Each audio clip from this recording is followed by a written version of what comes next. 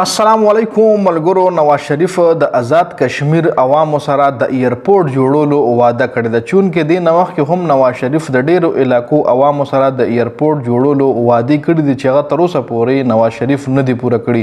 په هغه هم ډیټیل سره خبره کو. بل صحافي ارشاد بټي زموږ د پاکستان حکمرانو حواله سره ډیر اهم خبره کړې ده چې په هغه هم ډیټیل سره خبره کو او د عمران خان یو بل خبره هم حقیقت ثابت شوې ده چې په هغه هم په دې ویډیو کې تفصیلا خبره کو. ویډیو خپل هم مکمل وګورئ او مخکې ملګرو سره ضرور شریک کړئ.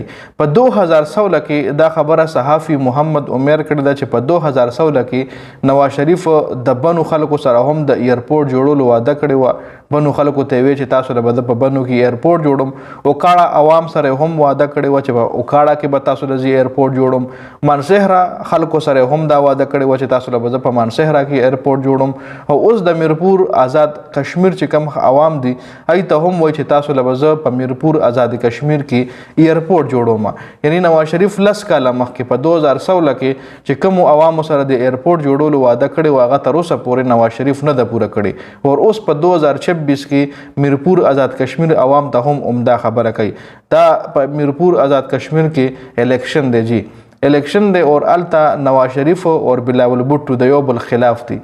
دلته په مرکز کې حکومت ته یو بل سره ناست وي په یو کرسۍ باندې یو بل سره په یو کمره کې په یو دغه کې ناست وي او په میرپور آزاد کشمیر کې یو بل ته غلغل نارې وخی جی پیپل پارټي او مسلم لیگ نون. اور بل زموږ چې کوم نواز شریف صاحب دی نو د چې کوم وعده مخکې عوامو سره کړي هغه نه دی پوره کړي. اوس د آزاد کشمیر چې کوم عوام دي ای سره هم وعده شروع کړي دي جی. بل ارشاد بټي ویلي دي چې زموږ د حکمرانو راتلونکي او نسلونه آباد شوي دي.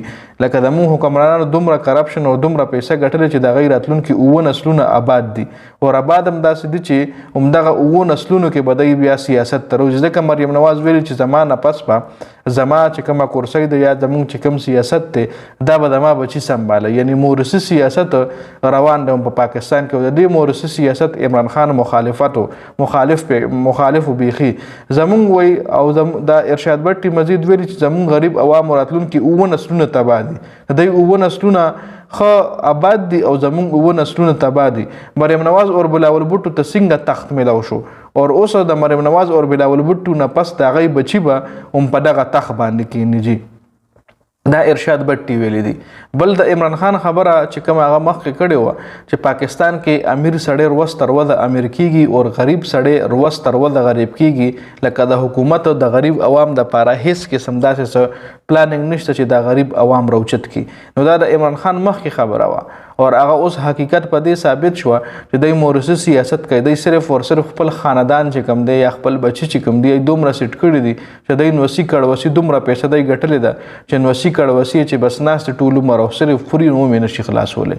نو خیر دا په دې ویډیو کې اپډیټ شو. د دې حواله سره تاسو سره دا کمنټ لازمي وکړئ.